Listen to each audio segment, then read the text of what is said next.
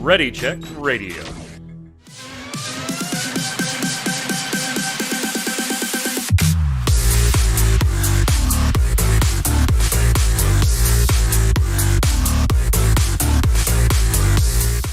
What's up, Internet? It's Thursday at 7 p.m. Eastern. That means here on Ready Check Radio, it's time for the Relic Grind, our Final Fantasy XIV Square Enix podcast, where we talk about Final Fantasy XIV and things Square Enix. I'm your host, Mike Byrne, aka Magic Man. This is episode 99.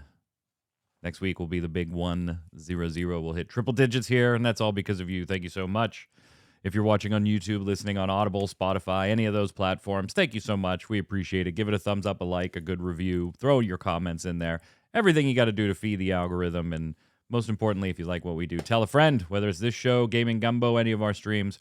We love having you. If you can make it live, come on by. ReadyCheckRadio.com will give you all the socials in the upper right-hand corner so you can follow us everywhere and know every time we're going live.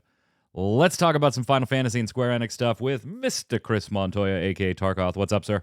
Grace program's doing good. Is that why you're crying, though? Because we're crossing to that 100 mark, and you're like just so happy. I guess. You just overcome with emotion, right? That's what it is. Yes, man. Pre-show, I could not get my left eye to stop watering. Man, yeah. I think it was, I'm just so happy to see Adam Lane, a.k.a. Kronos. What's up, sir? Not too much. Just kind of chilling. That beard is looking mighty, man. Yeah. It is looking mighty. It's probably time for a trim a little bit. Yeah. Looks like you've been keeping it like, I keep tight. it okay. Yeah. I keep it fine. It just gets kind of annoying and it grows really fast. So. Oh yeah. We saw when you burned it all off. Next week it was full grown again. We're like, what the hell? Yeah. That dude goes to bed and God's just like, poof, beard. It's a gift and a curse. Have one. Yeah, Have one.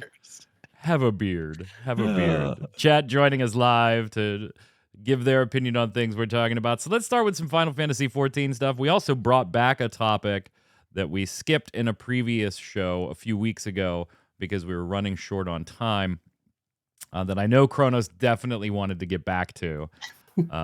So we've often reviewed lists that other sites or media outlets or blogs or people just posting on Twitter or whatever have posted, whether they're Final Fantasy related, and we've kind of critiqued them. We're going to critique another one that spoiler, Kronos thinks might be the worst one we've ever critiqued. So when we get there, we'll get there. But let's talk about 14. Not a ton of news to cover, but kind of out of nowhere, Tark, they all of a sudden, hey, Stormblood, we're going to be done making money from that for a little while. Have it for free. Awesome. Yeah, returning players can do their free trial stuff. That's not new, right? They do that periodically, but you can go ahead and snag, if you have the starter edition of Final Fantasy XIV, you can go ahead and snag Stormblood for free. Now, what it doesn't do is actually fully unlock that forever, right? Your sub is still needed for that. Like the trial, the unlimited trial still only goes through Heavensward. From what I'm understanding, they have not extended that. But if you have the starter edition, you can go ahead and snag Stormblood for free. You'll own it, but yeah, you won't be able to do that post level 60 content unless you have an active sub at some point. But hey, a free expansion, and I saw one site's headline, Tark, that was like, hey, the worst Final Fantasy expansion is now free. That's the first thing I saw too. You saw that one too? That was the first thing I saw about this. Yeah. Oh, really? Yeah. What do you think of the offer? I mean, that's always cool, right? Here's a free expansion, even though you're going to have to sub to play it. I think it's cool. I don't think Stormblood's that bad. I think if you like raids, I think Stormblood's actually really good. I think if you're even remotely interested in Red Mage, then it's damn good. Also, yeah, or Samurai. Samurai too. Samurai. Evilise, if you got a passing, Evilise itch. True, yeah, 20, yeah, good set of 24 mans. I feel like it's about time Stormblood probably is just taken into the free trial. I feel like that's coming soon. So I think this is just like the next logical step in that. I think they're doing this might first. Announce that during FanFest. Yeah. Like, hey, we got a new expansion. And, oh, by the way, Stormblood is now part of the free trial. Yeah. You think that that's kind of like the MO going forward then is kind of like, hey, everything except the 2 most recent expansions just gets forced into the trial at some point, Tark? Yeah, I think that's Or a good way. do they logically stop somewhere and say, okay, we're not going to give away free trial access to, because eventually you get to a point where you're giving away potentially hundreds and Sure. thousands of hours of content with zero return on that investment. Like, can you continue that? Hey, everything but the most recent 2 are free, or is that just unsustainable? I mean, like you said at the very beginning, I think they've made their money off Stormblood. Why not give it as part of the free expansion and maybe entice people? Maybe the story from Stormblood isn't one to entice you to keep moving forward, but yeah, why not just give it as part of the free trial? You still have all those restrictions. And I think part of maybe why they haven't announced it already is because they haven't put those new additions like the solo dungeons and solo trials in there yet. So I'm kind of actually expecting some announcement with the FanFest. Kronos, do you think that's sustainable? Like all but the most recent 2 type deal? I don't know if it's always going to be 2, but maybe like X number of years or something. And like once it reaches a certain point, you just stick it in the free trial. I think we've reached a point where like just give it to them. I don't know. I don't like. I think Tark's right with the limitations. I think you'll still hook enough people, and I think if they're still playing after Stormblood, you're gonna probably hook them. So not that I think Stormblood is as bad as people are saying, but you also get access to like the raids and stuff too, like through these trials. Like you say hundreds of hours. I think it already is hundreds of hours if you choose Oh, it to do the definitely side, is. if Yeah, you choose to do the side stuff. So like, what's adding another 60 or 80? I mean, yeah, I don't know. I think they just should. I don't think they really lose anything for it. I don't really think you're gaining. I would be curious to see like how much revenue they actually like just would lose from doing that. I feel like it wouldn't be almost anything. How many people start with the free trial and then actually sub on afterwards? Well, I feel like that is a data? good. I feel like people do that. Yeah, I feel like that's definitely a thing. But I think like if you give it to them for free, like another expansion for free, are you going to lose those people? Maybe a little bit. I don't know. But don't you reach a point, like a saturation point, if that's like kind of the model where it's like there is so much in the free trial that anybody that is totally brand new to it, right? Like maybe you have those people that did the free trial through Heaven's Word and then don't play anymore. And then let's say they add Stormblood and they're like, oh, cool, yeah, I'll go back and I'll work a little further through the free trial. And then maybe they'll do the same thing with the next expansion 2 years down the road. Like there is going to be that small audience that you never really convert. They just pop in and out as you make stuff free. But if somebody is totally brand new, and let's say they throw Stormblood in the trial, and we're 2 years down the road, and then they throw Shadowbringers into the trial and stuff. If you're totally brand new at that point, you could potentially now be looking at players that never convert but never stop playing. Because they're on a pace, as long as they don't like MMO the crazy crap out of it and burn through everything as fast as possible, which if they were that type of person, they probably already played 14. Yep. Then, you could just stay on that even keel pace and always be hitting the next free expansion being added to the trial. I think it's got to stop somewhere. Yeah.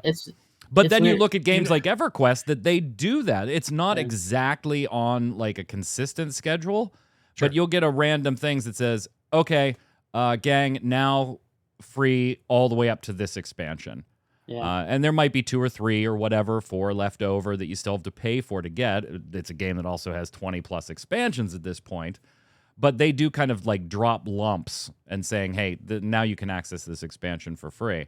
But they also advertise themselves as a free-to-play game, which Tark, Square Enix, and Final Fantasy XIV have always tried to stay away from. They're very clear that, yeah, there might be hundreds of hours, but it's still a trial. We aren't free to play.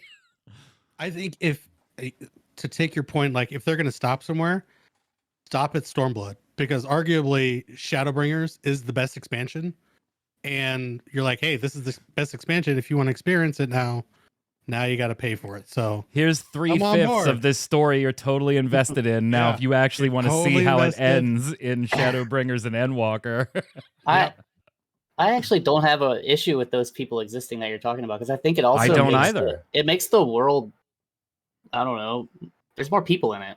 More Well, people. that's the whole argument for one of the arguments for free to play, right? And that Yeah. it's we might suck in some whales and we'll make some money, but the Yeah. free to play players provide a service to the other players too by making the world more populous and farming up materials and selling them on the auction house. Yeah, and making all me do that kind of extreme stuff. trials in my mental relay. Yeah, it's great.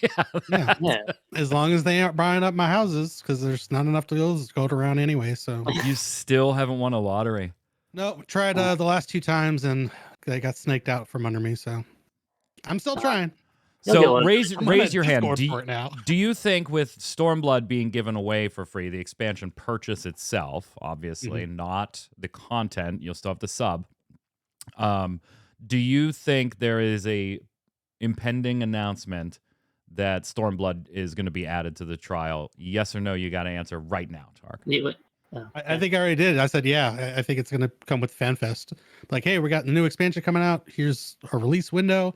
And by the way, another announcement, Stormblood is now part of the free trial and we get a new meme. So yeah, I think it's Kronos, agree? Yeah, I agree. I think it's been coming for quite a bit. I think the FanFest makes sense. I don't know if it's going to quite be by then, but I think it's definitely coming for sure. I'm going to say no, just to be contrarian. I agree with both of you, but you have no reason why. You just want to say no. Yeah, I agree with both of you. I think it's definitely coming. Will it be our FanFest? I don't know. There might be some holding off because they're still doing like that payment stuff in the back end too that got delayed. So there's some other things they're cooking right now that I don't know if they'll want to pull the trigger by Las Vegas, but maybe by London. But I'm going to go with no, just so when they don't do it at any of the 3 You could say you were right. We can come back to this show and I'll say I was right. Now, PAX, Square Enix, particularly Final Fantasy XIV and Final Fantasy XVI, were at PAX East last weekend. And while we knew they were going to be there, they were having panels for 14 and 16 where they had collected the questions on the forum. So obviously there was cherry-picked questions that they were going to answer. You weren't going to catch YoshiP or anybody off guard with a question from the press or anything like that, or maybe get them to accidentally spoil something. So although the questions were from the community, they were handpicked, cherry-picked, so they knew exactly what they wanted to talk about and what they weren't willing to talk about. The panels were kind of interesting on a few notes. We'll get into the 16 stuff, which I think was more interesting than the 14 stuff when we get a little later in the show. But other than those 2 panels, there really wasn't anything spectacular out of Square Enix at PAX East. And generally, I hate to say it, there wasn't generally anything spectacular out of PAX East. In general, as a whole. But I did want to bring a couple of things that were brought up at the panels to the show today, gentlemen. So at the Final Fantasy XIV panel, YoshiP was asked a bunch of different things, and one of the questions was the next crossover, like the next big Final Fantasy crossover that Final Fantasy XIV will have. And so he said, if you have any affection for Final Fantasy 2, 7, 9, 11, 16, or Tactics, there's a decent shot that YoshiP probably has your back on this one. So he did some like his usual, hem and haws, but then he did say, well, Final Fantasy 16 is coming out soon. It would be nice to look into that, a joke he's made before. Yeah. Final Fantasy 2 is a great game too, as is 9. So he thinks there. I know there's going to be releasing another installment of the Final Fantasy VII remake series, and I'm hoping that once they've been able to release all of what they need to do and the team's had a chance to slow down and take it a bit more easy, I'd love an opportunity to work there as well. And then talking about Tactics, in particular Ivalice, YoshiP said, as this person mentions, the one questioning it, we have the Ivalice realm, but then we also have the Vana'diel realm, ... And then he just kind of said, next, and moved on to the topic. If you don't know, Vana'diel, of course, is the world of Final Fantasy XI, which I thought was a really, it's kind of a weird joke, because we've already technically had a Final Fantasy XI crossover, right? In Shantoto making her way to Final Fantasy XIV, and multiple nods to it, in fact. But looks like they got plenty of crossovers planned. Any of them that your target's got to be 9 for you, right? That's the one you want to see. Oh, okay. So let's say the top 3 are 9, 16, and 7 remake series. Yeah, 9 would be cool. We've had, clothing that we've gotten but we've never had like a true crossover. But part of me thinks that maybe they wouldn't do that until they announce the 9 remake. That's still lingering in the ether there. So I will go with 7 remake. I just enjoyed the hell out of 7 remake. I would love to see more Cloud, Tifa, Aerith stuff in the game. Yeah, and it's interesting if you look at the list of games, besides maybe Final Fantasy II, because he specifically mentioned that. But Kronos, if you look at the games he mentioned, Final Fantasy IX, Final Fantasy VII Rebirth, the second portion of that, 11, which kind of looks like it's going into maintenance mode at this point. But so set that one aside. Tactics, like these are all games that we believe Square Enix. 16, obviously. These are all games that we either know Square Enix is working on, 16 has a release date, or we believe that they are working on in some way with a Tactics remaster, a Final Fantasy IX remaster. It's interesting to me, the list that he puts together, with the exception of Final Fantasy II being just tossed in there, I think, because he didn't want everything. Pixel remaster? Yeah, I guess the Pixel remaster. I think, correct me if I'm wrong, when I was watching like this back, like the actual like panel, some of these I think he was referencing like more stuff like references in the game, kind of like how we have Ozma, little nods and things, and like Crystal Towers, FF3, and like I think he mentioned 2 because he said there's really not much from 2 that exists in the. I think that's just why. I think it's a glamour. Yeah. In the context of 16 and 7, I think those are definitely going to be like timed crossovers. Would be my guess. And I think the other ones are like crossovers in the sense of like doing something that references the game heavily, kind of like how the Eden Raids or FF8. And like we don't really have anything FF7 related to that extent either. Like FF9, I guess, has Ozma and some clothing. FF7 does have some clothing too. Minions. But I think the list is interesting. And some mounts, the motorcycle mount. Oh yeah, the bike, yeah, the pay to win mount, yeah. Need a high wind mount. Yeah, no, I think it is interesting, the list, because I mean all those things are, yeah, obviously, I think they're all things we either know in Rebirth or 16, or we believe Square Enix to be working on in some way. Although it may be a little sad that he said they weren't going to probably do the remake one until all the parts come out, which means, I mean, the game's going to be dead by that point, right? Well, we'll see, because it is getting the graphics remake, right? Which was also I kid, but it's going to be a minute. Yeah, it's going to be a minute. The graphics update was something else that came up at PAX, where YoshiP said, I think I would like to mention our artists and engineers are really working hard to get this to happen with our first graphics update. He referenced it as the first graphics update. So unless you had like penciled in plans for more of these, be a little weird to say first. That's something we're really looking forward to and excited about. And of course, we're working hard on it. So before I left for PAX, we were doing this midway review right before FanFest. With the graphics update, we want to deliver better looking graphics, of course, but there are elements we're working on that is part of the update that's not just the immediate aesthetical aspects of it. We're really excited about what we can deliver for this. Obviously, we all want more, better graphics, right? And it's not that 14's like a schlub. It's still a beautiful game, no doubt, but it's starting to show a little bit of age, and that happens when you do a little more photorealistic take than something more stylized, like a World of Warcraft or WildStar or something like that. We certainly would want it better looking, but he references something not just aesthetically. Could this be some of the technical debt being shredded shedded out of the PlayStation 3 era? Now, obviously, they're not looking at a full architecture rebuild. That is not what I'm implying he might be hinting at here.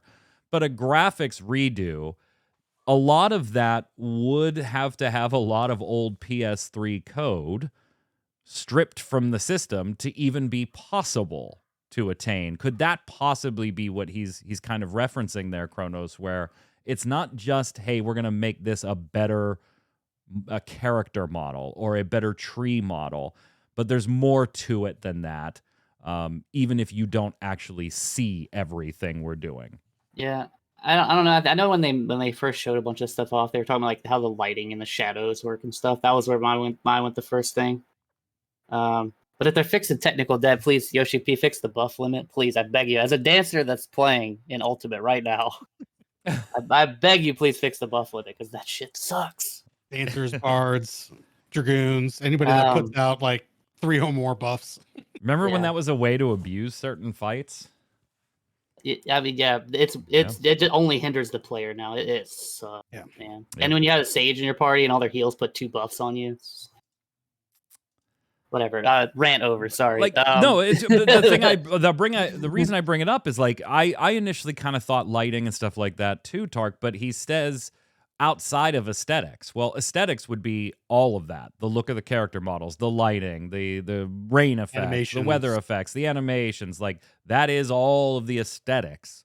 If you're talking about something else besides just aesthetic changes, then I would assume, just from my own development experience, not because I have any hands-on time with 14's code or anything like that, but that would be like, hey, look, I'm not looking to change systems here and core architecture, but I am going to have to make some code changes because some of this old code isn't going to support these new assets or the things we want to do with the lighting engine and things like that. I think you have a good head on your shoulders for that, and a lot more info than I know of because I have no background in any of that. But anything extra would be welcome. I'm kind of hoping to see a full-blown trailer with these new graphics with FanFest.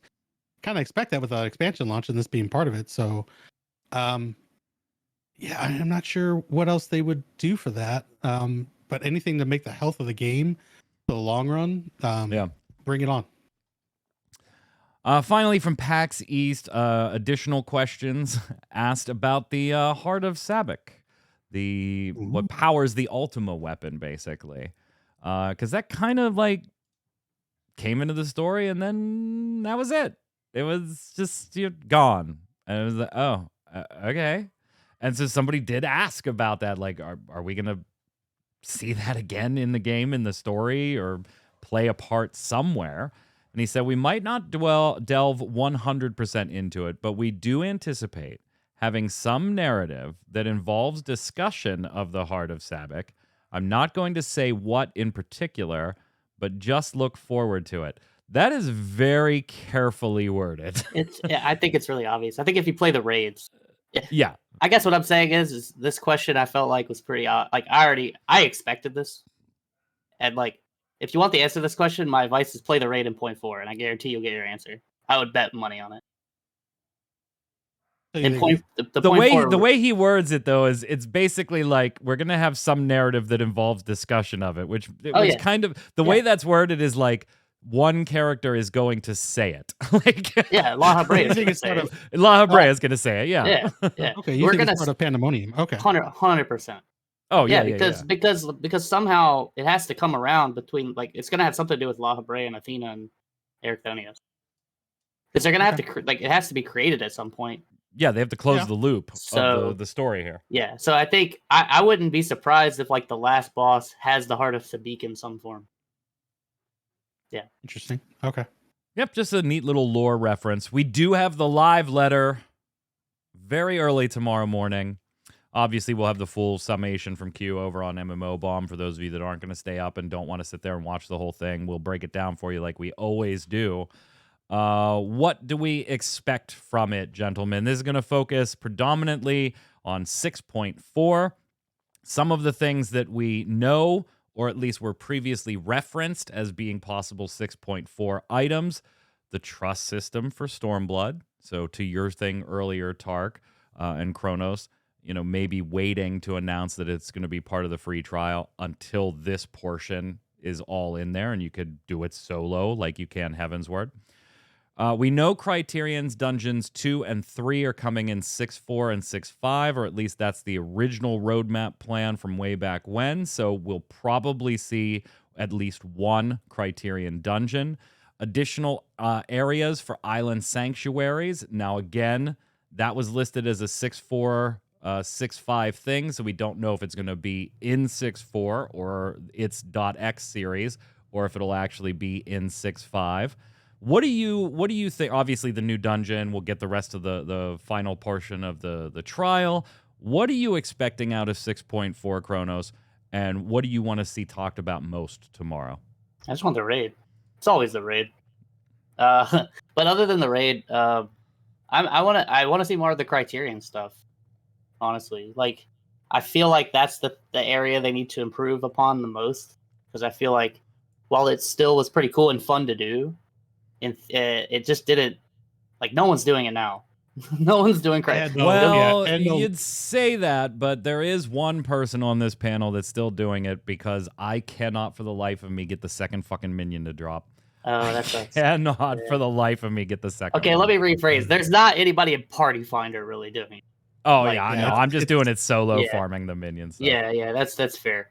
Which I think kind of sucks, because I want to see that content like kind of live on. Yeah, and have a reason to do it.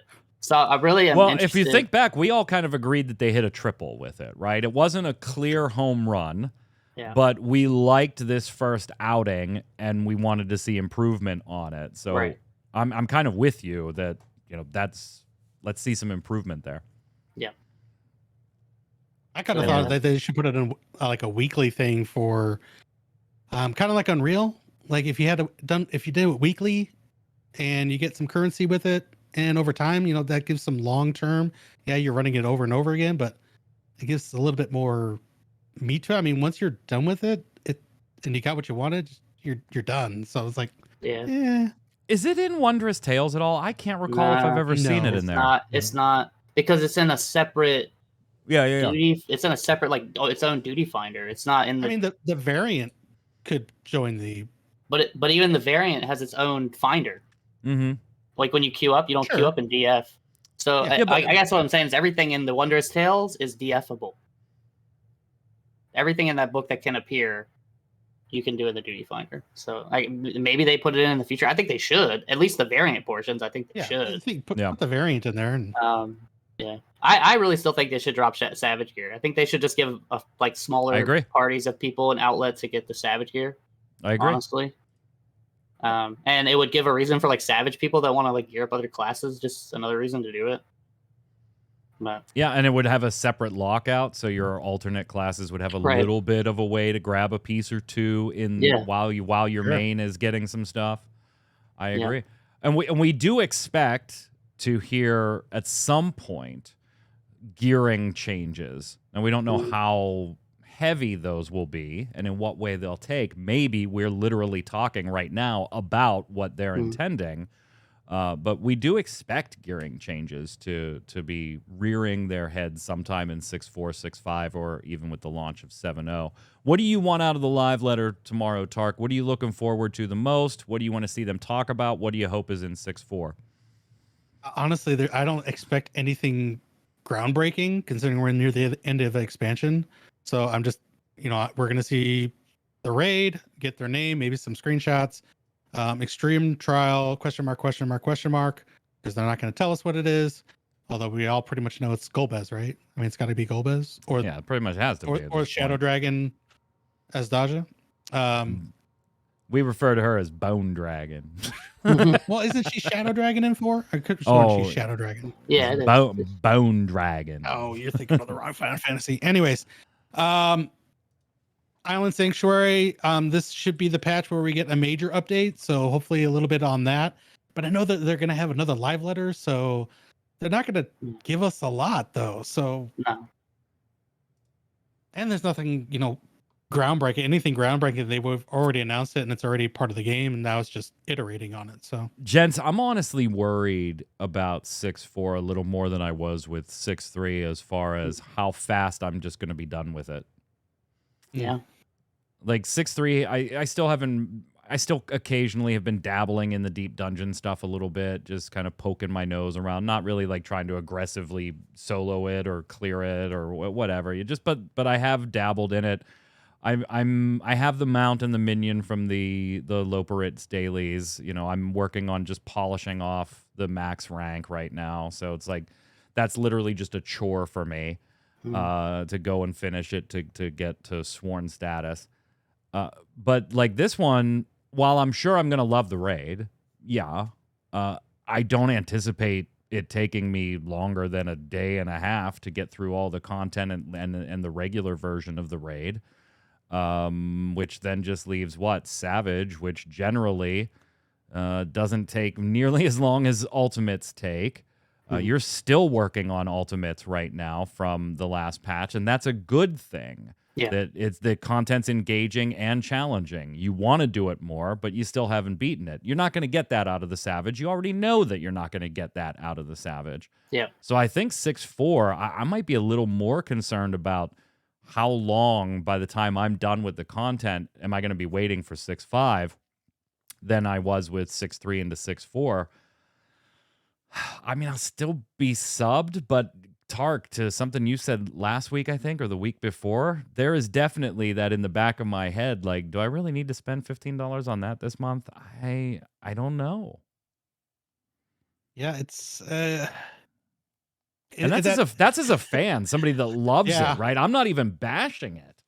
it's just the amount of content has stayed the same, but the time gap has stretched out. So we're feeling that 4 months. We've talked about it before, but we're really feeling those 4 months. And I can't imagine how it's going to feel with 6.5, 6.55 when we have 6 months before an expansion. And we're like, okay, this might be my unsub break at 6.55. I might be done with everything because not even a new ultimate to challenge myself. So maybe I'll go back to an old one. And they I don't did know. reference in their financial thing, right? They did mention that we're going to have alternate methods to keep players engaged. We haven't seen any, like, even hint of that type of stuff yet, Kronos. And again, maybe that's some of what they're saving for FanFest, but you gotta throw us a bone or two here along the way, I think. You're running the risk of just kind of, I don't want to say alienating or pissing people off because they're not doing anything wrong. Like, I don't want them to rush. I don't want them to crunch. I don't want them to do any of that stuff. This is totally on my side. I understand that. But there's a lot of me's in Final Fantasy XIV. If they want to keep us subbed during 6.5 and 5.5, that's when you put the crossovers out, one every month for 3 months. And like, damn it, I gotta resub. Maybe I gotta do that that's the crossover. plan. That's the plan. Oh, damn it. Yeah. Because I'm actually more worried about 6.5 than I am this one. Because Oh yeah. Well, yeah. I'm just comparing this one to 6.3. I am absolutely more worried about 6.5 overall. Yeah. I guess like I have the raids, which is still gonna keep me busy for like a month or so, which I enjoy. So that's cool. And then like reclears and stuff will keep me busy longer than that because I do enjoy reclears and just like trying to kill the boss faster. But from the other standpoint, there's not gonna be too much to do, and the Criterion's probably gonna be in the half patch, and then how many people are even gonna attempt that? And hopefully the rewards are better that make it more of a reason to do like the another whatever it's gonna be called, and then that was our number one gripe. The rewards. Yeah, but I guess 6.5, it's like let's assume we don't get the third Criterion in 6.5 because I don't know if we will, and we're definitely not getting an ultimate. There's no raid there. So it's like 6.5 is going to be like a trial at a 24-man. Well, the original plan on the design was 6.4 and 6.5 would have Criterion's number 2 and 3. Now, we didn't know if that was going to be one per patch, or like we didn't know the breakout. It was just assumed that, all right, if you're telling me 6.4 and 6.5, Criterion's 2 and 3, probably one per patch would be a safe guess. We don't know that for sure, though. You're right. I think they've promised stuff like that in the past and then had to like come back on it because, we were supposed to get to another ultimate in Shadowbringers. We never got. We eventually got it in this expansion. COVID hit, so no. I don't. I guess I'm always worried. I know like COVID for sure was definitely a factor, no doubt, and I don't blame them. But I guess like I worry when they have bigger stuff like this toward the end of the expansion. I feel like it has the tendency to just get kicked back. But I mean, it might be fine. They might already be done with it. I don't know. I'm just guessing. So we'll see. I hope it's there because if Criterion's not in that patch is going to be really late. So. All I know is we won't have any real grinding with the relic weapon because you just need to get tomestones with the new tomestones that are available. So that'll just be Yeah, simple. So. right, for the last stage of the We relic. we don't know what the next step is. It could We be don't know what something the awful. we don't know what the Tomestones. last stage is yet. Tomestones of causality and tomestones of causality. Y'all keep complaining they're gonna make it something really awful. I'd rather just see it be tomestones and be done with it. All right, let's talk about some other Square Enix stuff. Like the fact that Square Enix is releasing a Final Fantasy VII Anniversary Art Museum card set. That's pretty dope. 207 different cards. You buy them in packs, $3.30 roughly a pack. They get you 6 physical trading cards and 1 digital exchange card. Gee. That card can be redeemed for an NFT version of a card.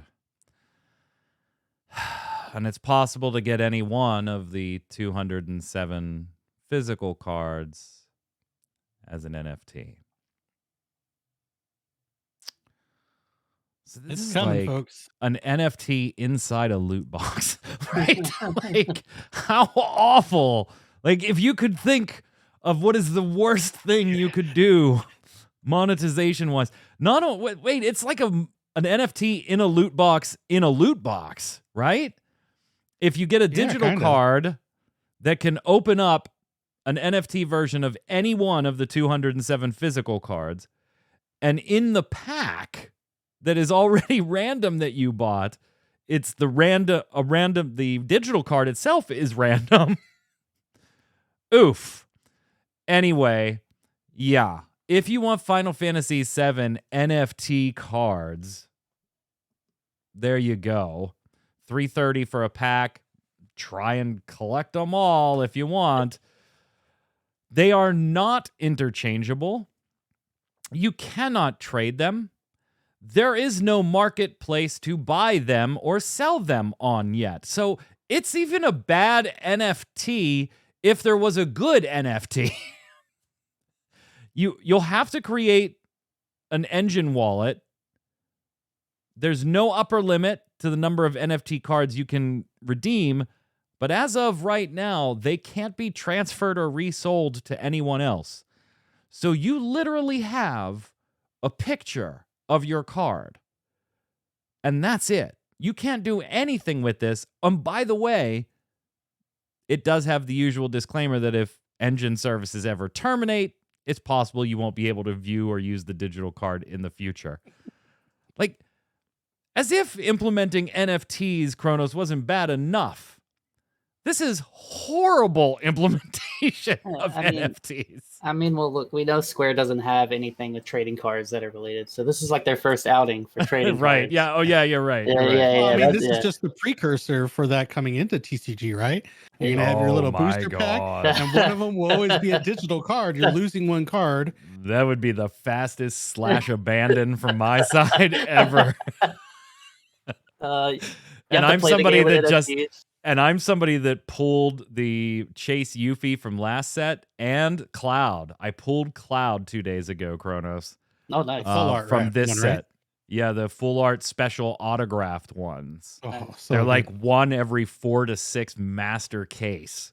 And literally, I might be one of the only people in the world that legitimately opened packs, Both didn't buy more than I normally buy anyway. So it's not like I was chasing it for thousands of dollars.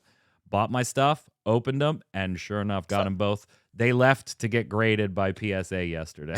Slightly off topic, but the Lord of the Rings Magic set comes out soon. Could you open my packs for me? Could you pull? Did you see that? That there's only one ring. Yeah. So Yep. can you pull that for me? And then I'm gonna sell that. So. Oh yeah, absolutely.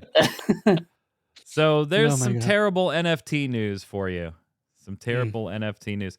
I guess on the brighter side of things, if you liked Forspoken or you just, in like Takal and chat, it was just mediocre, it was okay. I liked it. I probably won't remember it 2 years from now. The DLC in Tanta We Trust is going to arrive in May.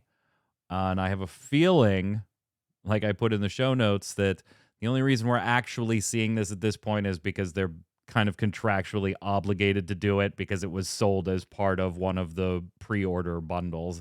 Otherwise, I think there's probably a good chance, Tark, that this DLC wouldn't have seen the light of day. I mean, it seems like they were so far along with it anyways, that just release it anyways. Maybe that brings in more people to purchase it. I don't know. It's getting close to that point where I'm gonna actually buy it. Like I saw it at GameStop for $49.99, so already $20 flash in 2 months. So just a couple more bucks, 10, 20 more bucks, and I'll be picking it up myself just to try it. Just hold up till Black Friday. It'll be $10. Oh, yeah, there we go. Black Friday, yeah, 20, they'll be giving it to you with the purchase of a Funko Pop. What else do we got, gents? Oh, yeah. Let's take a look at this. Let me pull this up here. So we mentioned the Final Fantasy XVI portion of the panel at PAX, and we got a reveal of kind of like a tour of the world of Valestia in Final Fantasy XVI. Damn, does this look gorgeous? Looks so good. There's our chocobos riding through. Now, remember, YoshiP, this is power only the PS5 can deliver, not a computer. Computers can't do this. No. PlayStation 5s, only PlayStation 5s. It's so Right. disingenuous when he says that. It makes me so angry. I'm like, look, I get that you're hyping the but at least say no other console can do this. Don't sit there, only the PS5 made this game possible. Get the fuck out of here. Yeah, Get the fuck it outta looks. here. Koji Fox seems so enthused, like the power of the PS5. I'm like, okay, dude. I get it. Like, that's fine, but they're pissing quite a few PC players off. Like, there are people that are just flat out against exclusives, and particularly the way Sony and Square Enix are in bed the way they are. Again, it doesn't bother me personally, but I'm in a blessed position, and I can recognize that, where I have all the consoles and I have a high-end PC, so I don't care what the hell you release your game on. If I want to play it, I'm going to get it, and I can play it. That's a very blessed position to be in, no doubt. Not everybody's in that spot, so I get the anger. I just wish YoshiP wouldn't be like quite as disingenuous with the, I know you're trying to pump Sony up. There's a lot of money changing hands to make this exclusive. I get it. But don't say, only the PlayStation 5 can do. Come on. My computer could crush this. And I have a PlayStation 5. But damn, does it look great. It looks beautiful, Kronos. I can't wait. It's a Square Enix game, so it might also crush your computer. That's also That's true. The PC port. Yeah. But no, I think it looks awesome. I'm still excited. Like I said, I'm digging like the aesthetic, and like I'm really interested to see where the story goes for sure. And I hope that by the time I play it, I'm sold on, and the combat's fun. So Baron in chat says, yeah, Sony says Microsoft is bad to have exclusives. Yes, they do. They do say that. That argument is breaking down left and right now, though. The UK has pretty much just narrowed the Microsoft acquisition of Activision Blizzard to a meaningless conversation after deeming, no, this isn't going to hurt competition. And they don't believe Microsoft's likely to make Call of Duty exclusive anyway. You can pet the Torgal too, your little wolf companion pet. They did reveal that. Apparently not if you're YoshiP, though. In a demo of the attempt to pet the little companion there, YoshiP almost slaughtered him, as you can see in this little clip. Obviously, I don't think you can actually wound your own Torgal, but our little wolf guy moves out of the way here. That is not the way you pet the Torgal.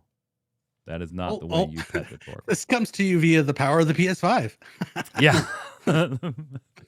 Couldn't quite figure out the controls on how to pet it.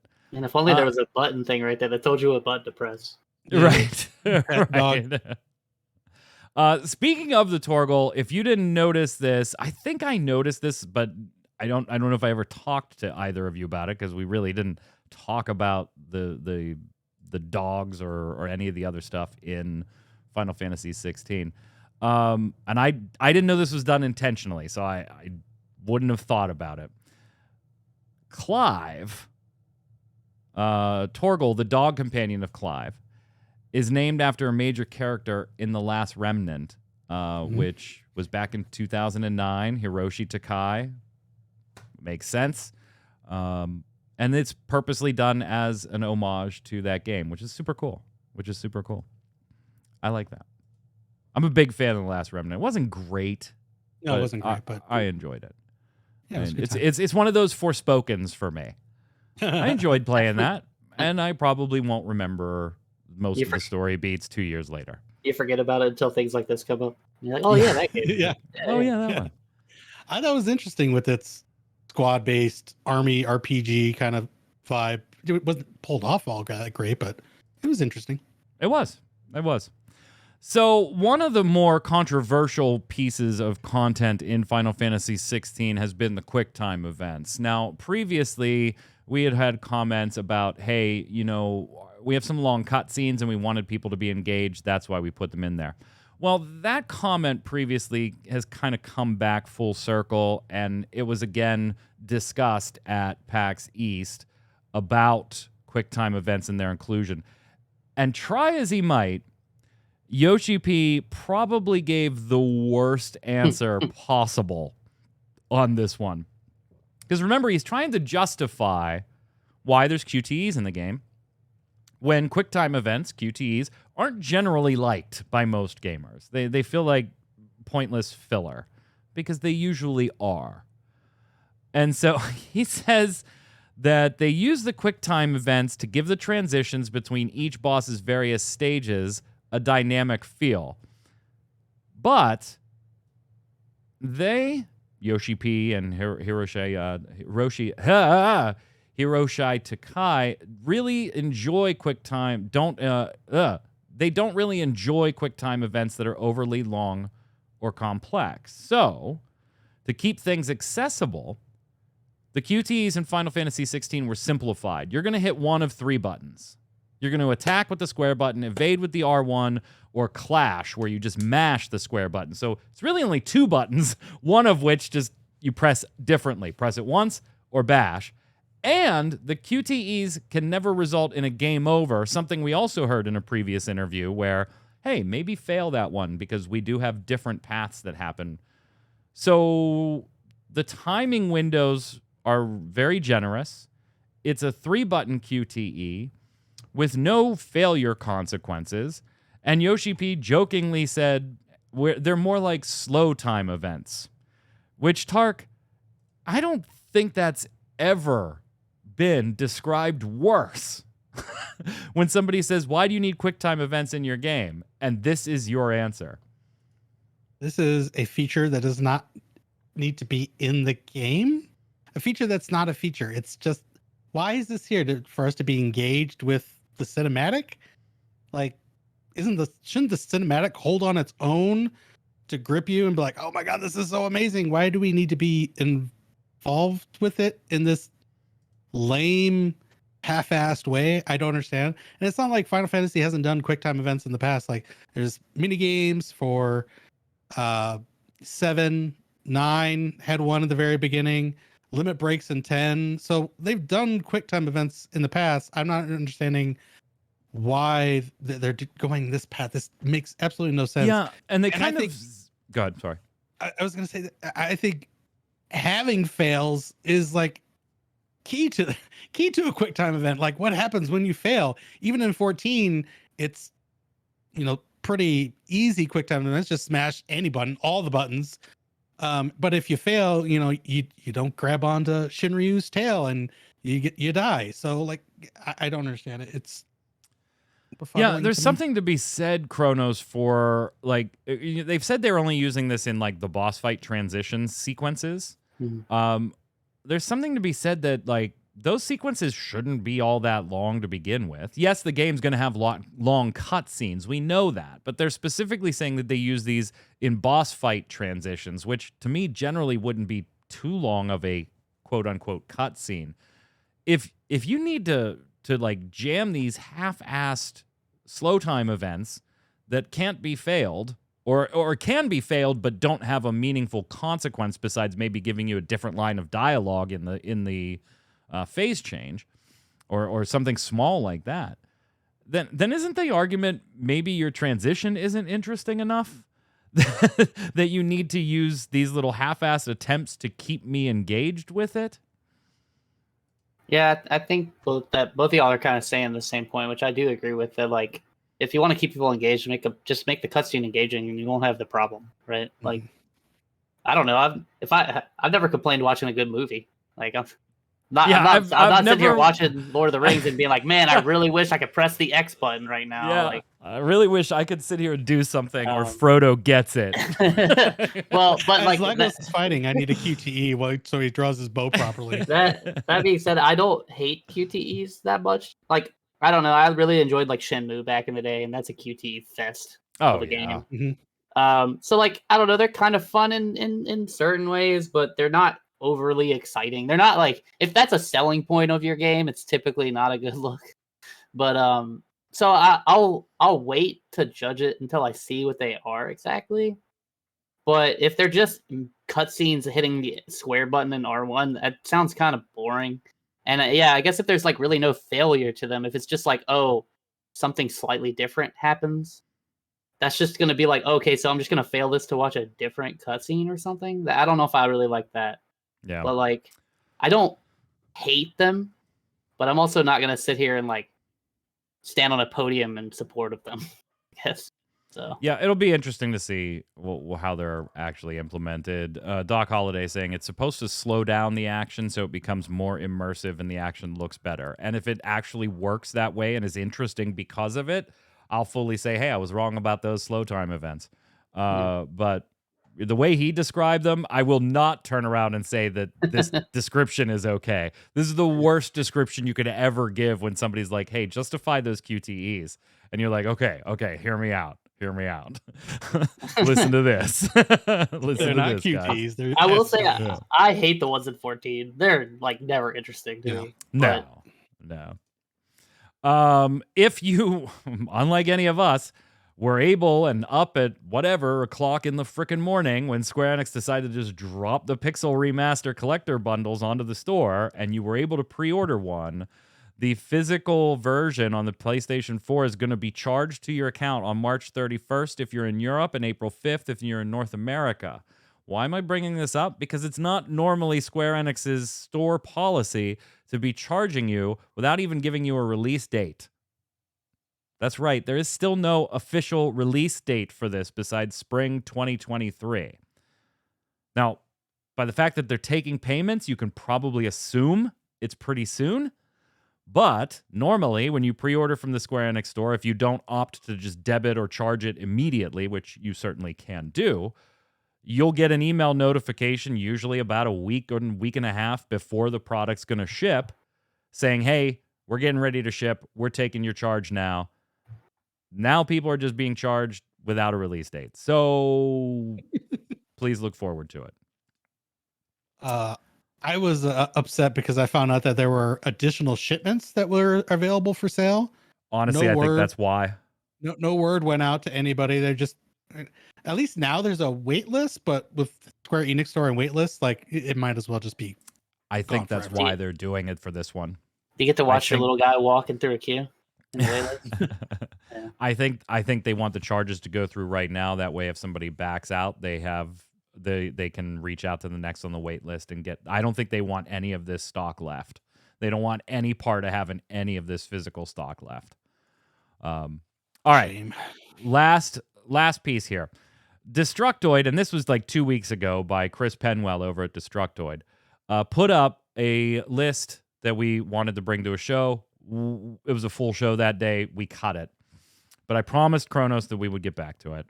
And so I want to take a few minutes to look at what Chris Penwell at Destructoid says are the 10 best Final Fantasy battle themes ranked.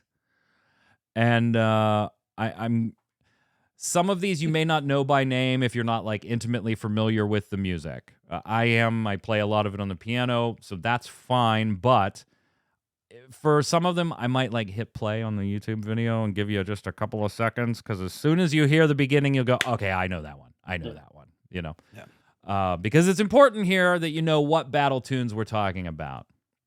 So number 10 was from Final Fantasy VI called Decisive Battle. You should know this one right away. Okay, that's about all I can give you because I don't know like how far I'm allowed to take this before I start getting Copyright claim. So there you go. You know the music now, and Tark and Kronos can't hear it through. I know all these songs, but they all know these. Yeah. Is there any of us that disagrees this should be on the top 10 list of battle themes? I feel like it should be here. All right. On the list proper. Yeah, I don't. I think this is fine to be on the list, I guess. But my issue is, and we'll get into it as we get further down the list. I don't want to take too much time, but I think, with the exception of one thing on this list inside their own game, they only picked one thing in this entire list that's actually the best track in its game. And I don't think Decisive Battle is the best battle track in 6. I don't think it is either. But it's the if only I'm looking at it, track on here. That's the thing. I know. But if I'm looking at the battle tracks globally, sure, I probably have this one on the top 10, but I also have another one from 6 on the list. And it's probably the same one I'm thinking of. And I agree with you. I think it's fine that this is on the list. I think my issue with it is the other one's not on the list. But yeah. Yep. Final Fantasy XIV comes in number 9, Torn from the Heavens. Another example where there you go. Just give you a little taste, a little taste. Yeah. Go ahead, Tark. I like the track, but it's not even the best in its own game. This one's not even top. It's not even top 10 for me. It's a fantastic track. Inside of 14, it's not top 10, I don't think. And I like Torn from the Heavens. I love, I think it's a great song. I do too. When you even look at it, and 14 has a lot of battle music, so maybe that's a bit unfair. But just in the context of 14, I don't think this makes top 10 battle themes. Which, I know it's crazy. I know how this got on here. This person that did this has only played the free trial and only gotten through a Realm Reborn. So that's right. That's why this one's on here. Number 8 is from Final Fantasy I, the original battle theme.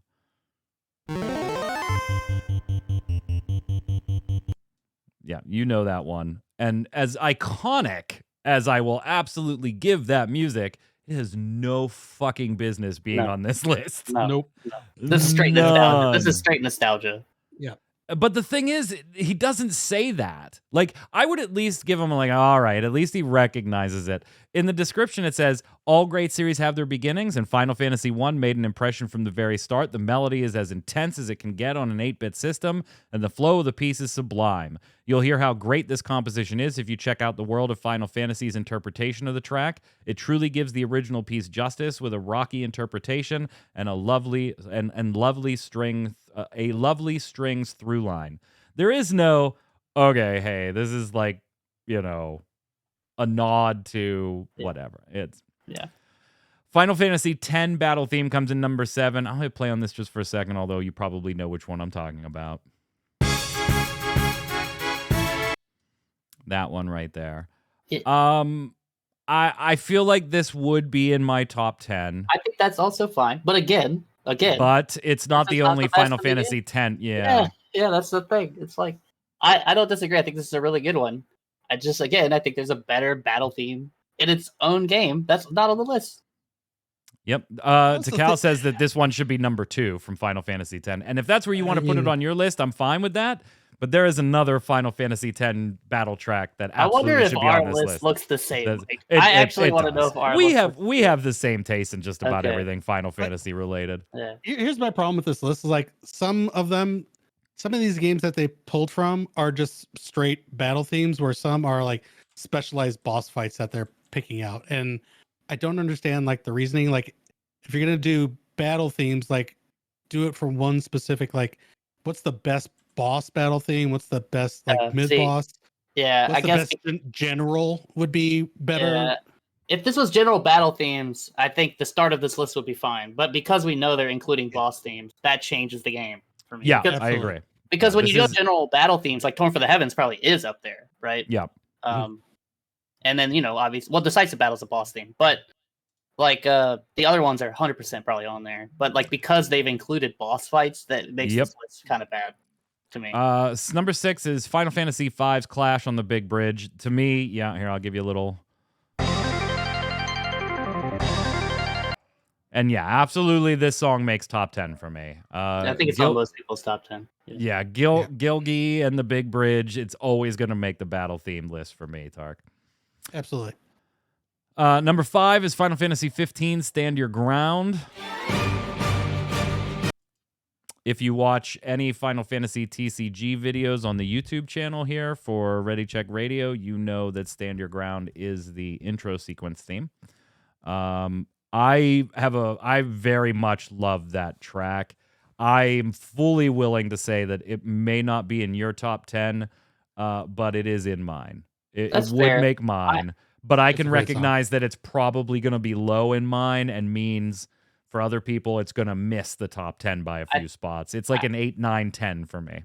I think people sleep on 15's battle music. I actually think it's really good. Like, you know, they have several tracks, and I think they're all really good. I think this one's really good, but I think it's not my favorite. So, but I wouldn't be mad at this being in someone's top 10. Like, I think this is a perfectly fun track. You're finishing up Yes. 15 right now, Tark. Well, finishing is a strong word there. We're still only in chapter 3. There's so much side stuff. Anyways, yeah, this narrowly beats out the heart-pounding fishing battle music. You know, that I've done a fair amount of fishing, and when you get low on your reel, your line, that music really kicks up another notch, man. It really gets the heart pumping. Number 4 is from Final Fantasy VII. It's Genova.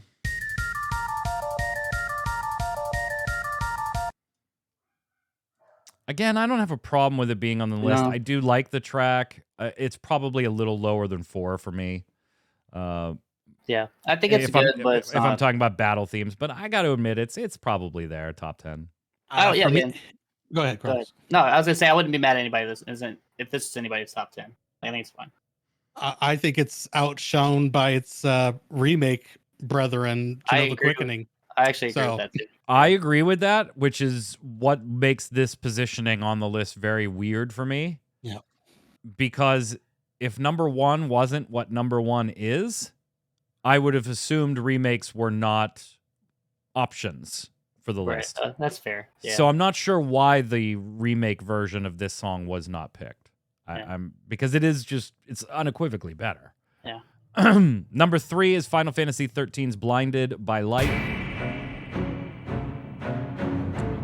Okay, I don't know how either of you feel about this track. This is one of the most boring battle music in Final Fantasy for me. No. I don't like this one. I think this is the one they got right. I think this is the one they 100% got right. That's interesting.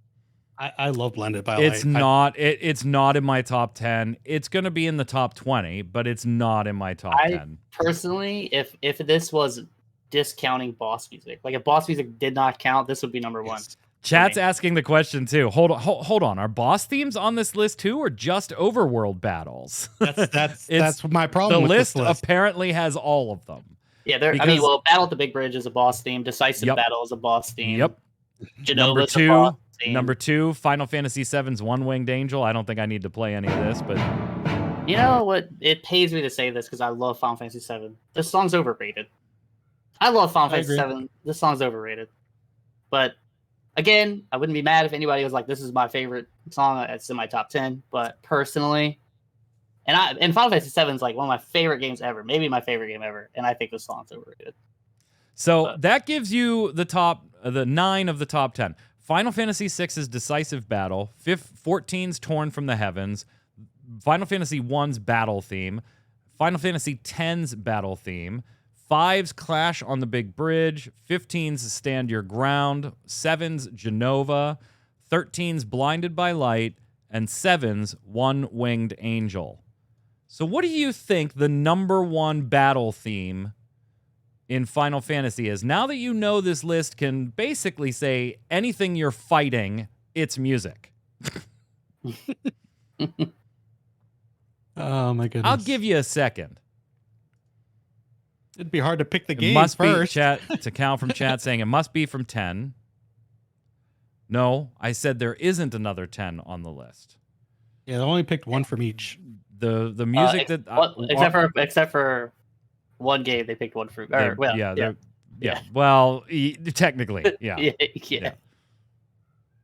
It's also from Final Fantasy VII, but it's the remake, which really makes us question why the Genova remake isn't on this list over the original Genova. Let the battles begin. Just the regular fight theme, which is good. Don't get me wrong, it's good.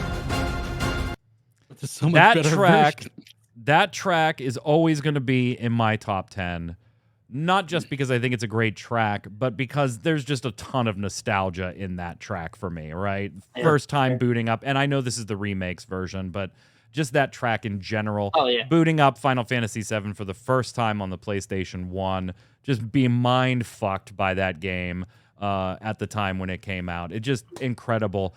It's not number one, man. It just isn't. It's close. It's top 5. It may even be top 3, Yeah. but it's not number 1. It's wild to me.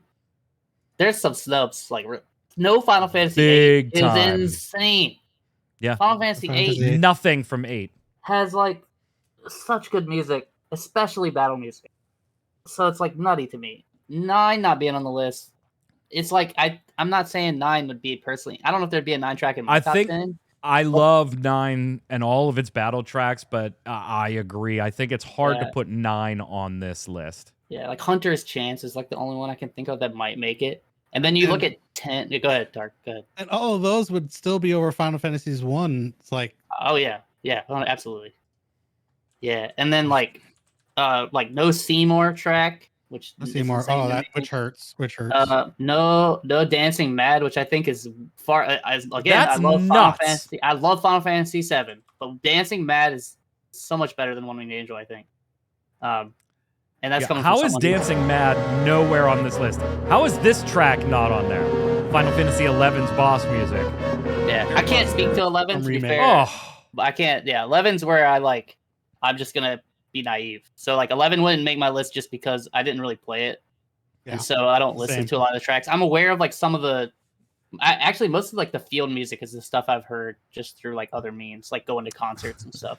So this seems like a list where they had an idea and kind of found out halfway through they didn't have enough material, so they just started pulling shit from behind curtains. It's just it's wild. I didn't think they went into this article with like not a great focus. list. Yeah, it's not a great list. There's just like no rhyme or reason to it.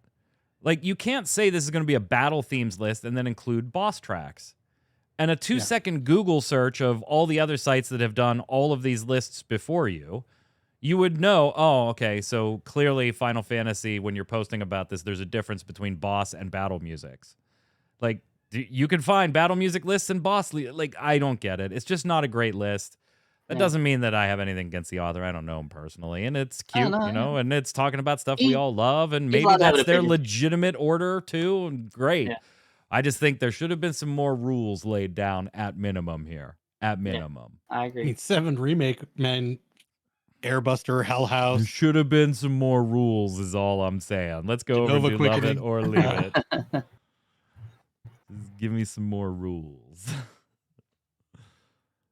Before we start laying this down, let's get some rules. Love it or leave it is the way we end every episode here of the Relic Grind. It's where I give you something Square Enix related. Could be a game, a feature in a game, a press release, something they did, said, or done. And obviously, it'd be real easy for me to throw Final Fantasy VII NFTs under the bus today. But instead, I'm going to give one that I think there's an opportunity for a little bit of difference in the panel's opinion. So, Tark, QTEs of any type, whether they're the STEs that YoshiP describes, or just regular old QuickTime events, of any type in any Final Fantasy game. You got to answer right now. Love them, and you expect to see them in future games. Not all of them, but you expect to see them, and you want to see them. Or leave them. Don't put them in there at all. Sometimes I want to sit on the fence so bad, because for me, it's all about implementation. Like 14's implementation of QTEs is just...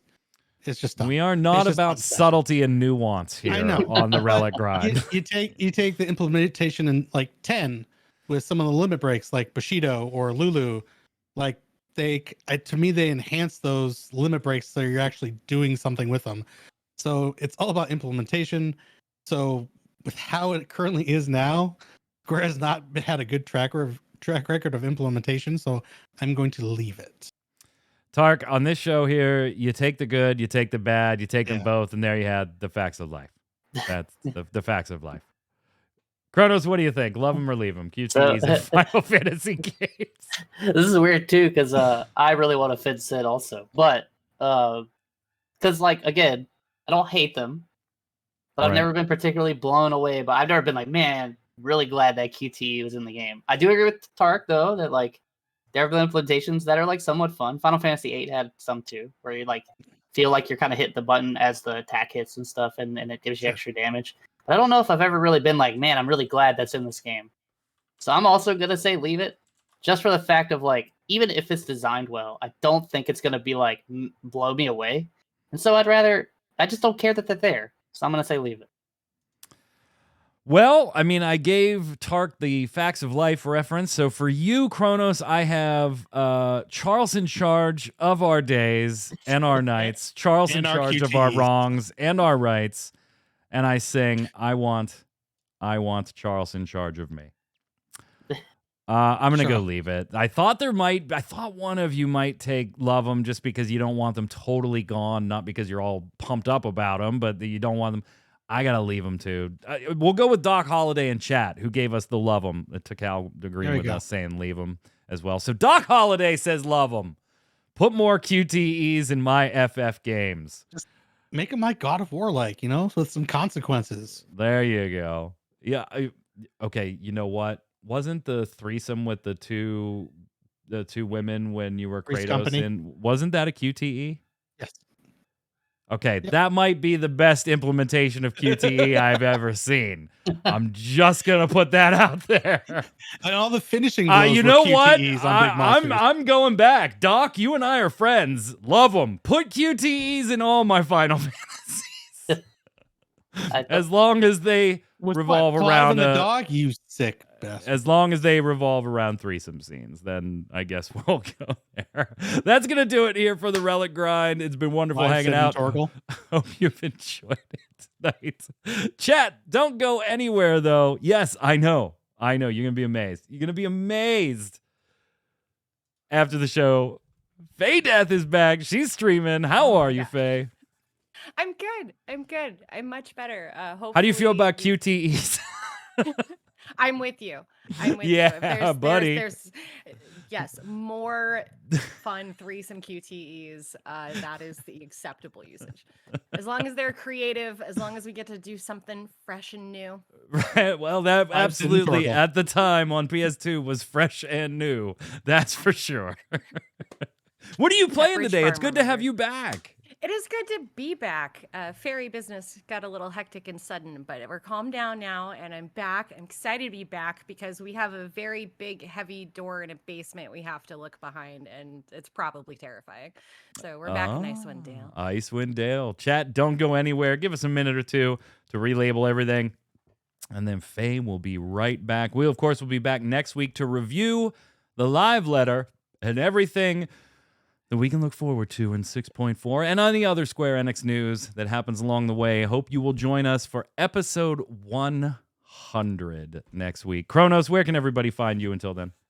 Yeah, same as always, Twitter. Getting pretty close to the finish line of the Ultimate. We have like one phase left.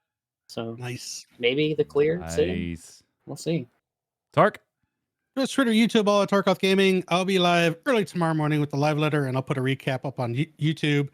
And then here on Raideo, playing Final Fantasy XV, we're going to finish up Chapter 3. Sweet. I'm Mike Byrne. You can follow me right there at MagicMan1, but more importantly, follow at RC Raideo, RAIDEO on Twitter, and you'll know every time we go live with one of our podcasts, streams, or we're just hanging out and having a good time. Until next time, stay safe. We'll see you on the servers. Later.